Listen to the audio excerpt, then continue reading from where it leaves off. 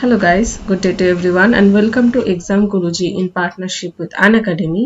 আমি প্রীতি সেন আবার এসে গেছি কিছু ডেইলি কারেন্ট অ্যাফেয়ার্স এর এমসিকিউ প্রশ্ন নিয়ে, আর তার সঙ্গে থাকবে অনেক ডিটেইলস এ ইনফরমেশন। তাই জন্য ভিডিওটি পুরো শেষ অবধি দেখো। আর এই চ্যানেলে যদি নতুন হয়ে থাকো তাহলে অবশ্যই সাবস্ক্রাইব করে দিও, আর আমার ভিডিও ভালো লাগলে লাইক করো। আমি তোমাদের প্রত্যেকের কমেন্ট দেখছি আর সবাই উত্তর দিচ্ছে, আমার দেখে খুব ভালো লাগছে। থ্যাংক ইউ সো মাচ আমাকে সাপোর্ট করার জন্য। আজকে আমাদের ক্লাস শুরু করা যাক প্রথম এমসিকিউ দিয়ে। পছন্দ হলে আমার ভিডিও অবশ্যই লাইক করতে ভুলো না। আমাদের প্রথম প্রশ্ন, মহিলা শক্তি কেন্দ্র কোথায় লঞ্চ করা হয়েছে? মেঘালয়, আসাম, গোয়া নাকি জম্মু কাশ্মীর? এটা হচ্ছে জম্মু এবং কাশ্মীরে করা হয়েছে। জম্মু এবং কাশ্মীরের মহিলাদের জন্য এই শক্তি কেন্দ্র তৈরি করা হয়েছে, যেখানে বলা হয়েছে যে যাদের ঘরে মেয়ে সন্তান রয়েছে, কন্যা সন্তান রয়েছে, তাদের সাথে সেলফি তুলে আপলোড করতে হবে। কারণ আমরা জানি আমাদের দেশে কন্যা সন্তানের সংখ্যা খুবই কম। তাই জন্য বেটি বাঁচাও বেটি পড়াও বলে যে ক্যাম্পেইনটা আছে, ওটাকে আরো স্ট্রং করার জন্য এবং দেশে কন্যা সন্তানের পরিমাণ আরো বাড়িয়ে তোলার জন্য এইটি লঞ্চ করা হয়েছে মহিলা শক্তি কেন্দ্র। আর কোথায় করা হয়েছে? জম্মু কাশ্মীরে করা হয়েছে। 2 নম্বর প্রশ্ন, জোজিলা টানেল কোথায় থেকে কোথায় জোড়ার কাজ চলছে? জম্মু থেকে লাদাখ নাকি হরিয়ানা থেকে উত্তরপ্রদেশ, ত্রিপুরা থেকে রাখিগড় নাকি বিহারের সাথে ঝাড়খণ্ডকে? উত্তর হচ্ছে জম্মু থেকে লাদাখ। জম্মুকে লাদাখের সাথে যুক্ত করছে এই জোজিলা টানেল, যেটার দূরত্ব হচ্ছে লম্বায় 14.15 কিলোমিটার। আর এটি জম্মু থেকে লাদাখ যাওয়ার সময় কার্গিল হয়ে যাবে এই টানেলটি। এতে সুবিধা হবে এদের ট্রান্সপোর্টের জন্য এবং মিলিটারিদের যাতায়াতের জন্য। 3 নম্বর প্রশ্ন, কোন ব্যাংক মেঘালয়কে $132.8 মিলিয়ন টাকা দিতে চলেছে? AIIB, NDB, WB নাকি ADB? এগুলোর ফুল ফর্ম তোমরা জানো আশা করছি, তাও আমি আরেকবার বলে দিই। AIIB এর হচ্ছে Asian infrastructure investment bank, NDB হচ্ছে ন্যাশনাল ডেভেলপমেন্ট ব্যাংক, WB হচ্ছে ওয়ার্ল্ড ব্যাংক, আর ADB হচ্ছে এশিয়ান ডেভেলপমেন্ট ব্যাংক। তাহলে আমাদের উত্তর হচ্ছে এখানে ADB। ADB কি বললাম? Full form Asian development bank. এটা হেডকোয়ার্টার কোথায়? মানিলা। আর মানিলা ফিলিপিন্সের ক্যাপিটাল। আর যদি জিজ্ঞেস করা হয় এই ADB এর হেড কে, তাহলে মনে রাখতে হবে আসাকাবা। আর আসাকাবা কোথাকার লোক? উনি হচ্ছেন জাপানের। আর রিসেন্টলি প্রশ্ন আসতে পারে, কারণ রিসেন্টলি এখানকার ভাইস প্রেসিডেন্টকে নির্বাচন করা হয়েছে, তার নাম হচ্ছে অশোক লাভাসা। উনি ADB এর ভাইস প্রেসিডেন্ট রিসেন্টলি। পরবর্তী প্রশ্ন, অ্যাস্ট্রাভেটস পারমাণবিক শক্তি কেন্দ্র কোথায় অবস্থিত? অবশ্যই আমরা বুঝতে পারছি নামটা শুনে আমাদের ভারতের নয়, তাই জন্য অপশনস কি আছে? লুথিয়ানা, পেরু, তুর্কি নাকি বেলারুশ? উত্তর হচ্ছে বেলারুশ। বেলারুশের অ্যাস্ট্রাভেটসে এই পারমাণবিক শক্তি কেন্দ্রটি তৈরি করা হচ্ছে, কিন্তু এটা কিন্তু বেলারুশের দ্বারা তৈরি করা হচ্ছে না, বেলারুশের প্রতিবেশী রাশিয়ার দ্বারা তৈরি করা হচ্ছে। বেলারুশের যদি রাজধানী জিজ্ঞেস করা হয় তাহলে হচ্ছে মিন্স্ক। এই নিয়ে লুথিয়ানাতে কিছু প্রবলেম হচ্ছে। এবার তোমরা ভাবে লুথিয়ানার কেন প্রবলেম হবে বেলারুশে পারমাণবিক শক্তি কেন্দ্র তৈরি হলে? লুথিয়ানা বলছে যে বেলারুশের যে জায়গাতে তৈরি করা হচ্ছে তার পাশেই তার লুথিয়ানার জায়গাটা রয়েছে, তো বলা হচ্ছে লুথিয়ানার লোকেদেরকে দিয়ে নাকি জোর করে ওখানে কাজ করানো হয়েছে, তো এটা আনএথিক্যাল।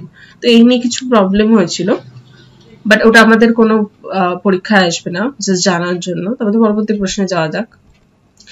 লুহুরি পর্ব 1 জলবিদ্যুৎ কেন্দ্র গঠনের জন্য কত টাকা ইনভেস্ট করা হচ্ছে?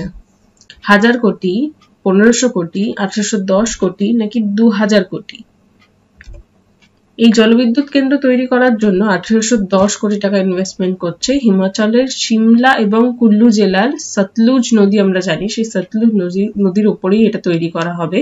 আর মনে রাখতে হবে হিমাচলেই কিন্তু অটল টানেল তৈরি করা হয়েছে। পরবর্তী প্রশ্ন আমাদের, গালফ কোঅপারেশনের হেডকোয়ার্টার কোথায়? কাতার, সুদান, আফগানিস্তান নাকি সৌদি আরব? উত্তর হচ্ছে সৌদি আরব। সৌদি আরবে গালফ অফ কোঅপারেশনের হেডকোয়ার্টার রয়েছে, এবং এটা কেন নিউজে এসেছে আমরা জানতে পেরেছি, সার্ভে করে এখান থেকে জানানো হয়েছে যে গালফ অফ কোঅপারেশন মানে সৌদি আরব যেখানে মেইনলি অয়েলের রিজার্ভার পাওয়া যায় আমরা জানি, সেখানে ভারতের মিলিয়ন্স লোক আমাদের ভারত থেকে ওই দেশে গিয়ে কাজ করতো, কিন্তু করোনার জন্য আমরা জানি সবাইকে সবার দেশে পাঠিয়ে দেওয়া হয়েছে। তাই জন্য আমাদের এখান থেকে বিদেশমন্ত্রী, আমাদের ভারতের বিদেশমন্ত্রীকে এস জয়শঙ্কর, উনি বলেছেন যে যারা যারা কাজ থেকে ফিরে এসেছিল তাদেরকে যেন আবার কাজে ফিরিয়ে নেওয়া হয়। তার মানে বুঝতে পারছো আমাদের দেশ থেকে কত, প্রায় 3 মিলিয়ন আই থিঙ্ক বাইরের দেশে গিয়ে ওখানে অয়েলের রিজার্ভারের ওখানে কাজ করে। তো বলা হয়েছে যেন তাদেরকে আবার ফিরিয়ে নেওয়া হয়, কারণ কোভিড সিচুয়েশন সবার খারাপ গেছে। কিন্তু তার জন্য একটা জিনিস তৈরি করা হচ্ছে যেটাকে বলা হচ্ছে ট্রান্সপোর্ট বাবল। মানে এর আগেও একটা বাবল এরকম সিস্টেম করা হয়েছিল যখন এক দেশ থেকে আরেক দেশে সব ফেরানো হচ্ছিল যাত্রীদেরকে। এটা হচ্ছে ট্রান্সপোর্ট বাবল, যেখানে কোনো স্টপেজ থাকবে না, ডাইরেক্ট এখান থেকে ওয়ার্কারদের নেওয়া হবে, একদম ডাইরেক্ট যেখানে ওটা কাজ করতো সেইখানে গিয়ে এয়ারপোর্টে ল্যান্ড করা হবে, মাঝখানে কোথাও কেউ নামতে পারবে না।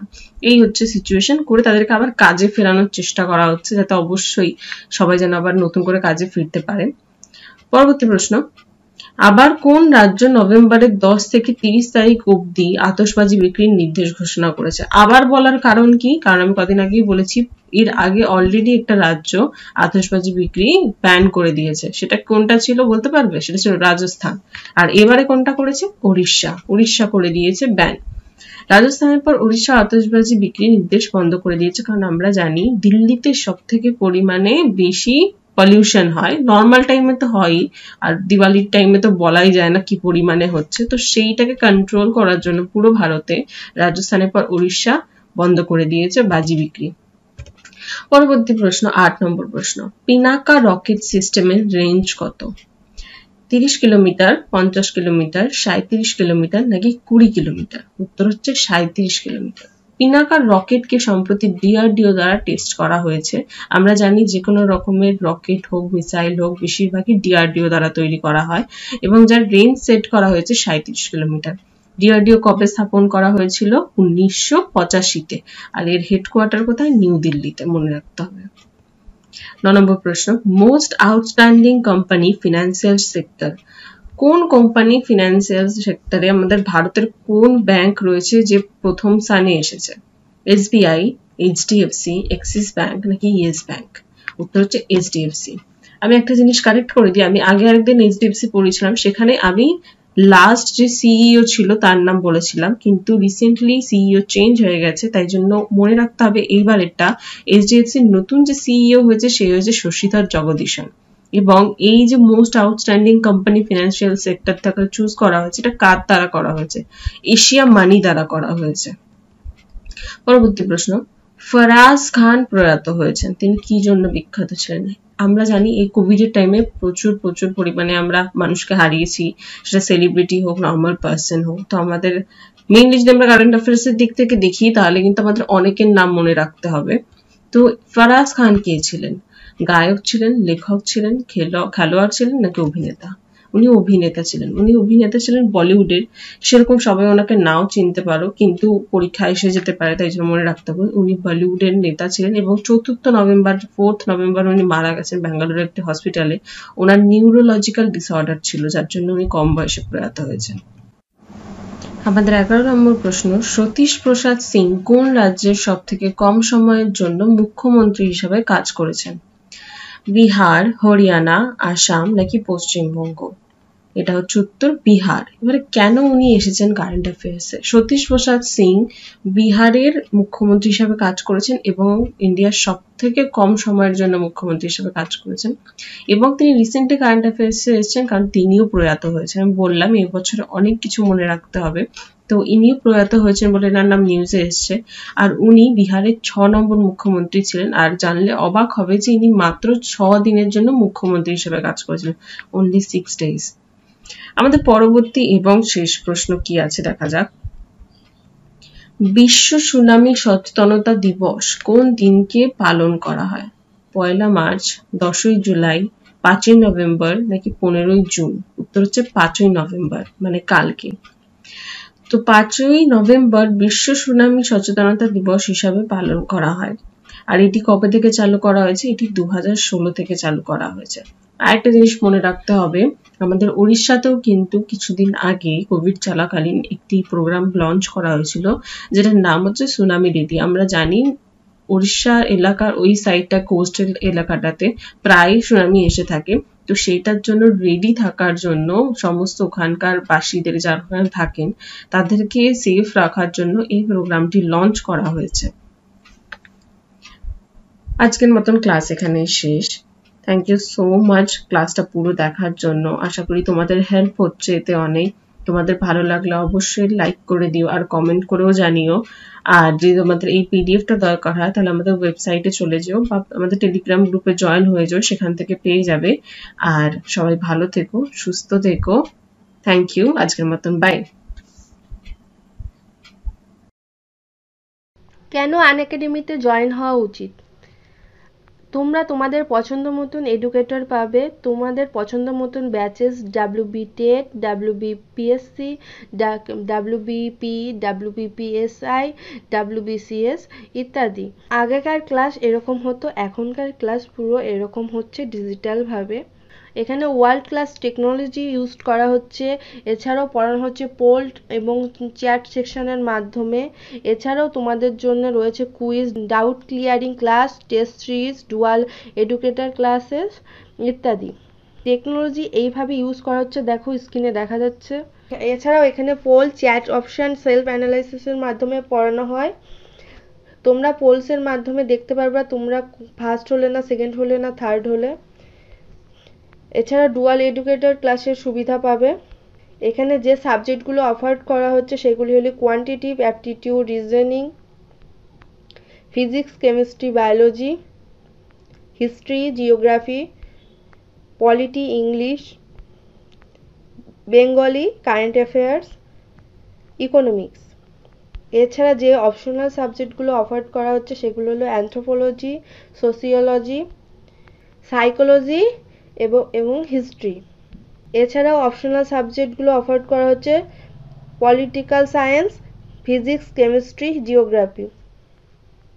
তোমরা ততক্ষণ হলো আনএকাডেমিতে ভর্তি হতে থাকো, সাবস্ক্রিপশন নিতে থাকো তোমাদের চাকরি পাওয়ার জন্য।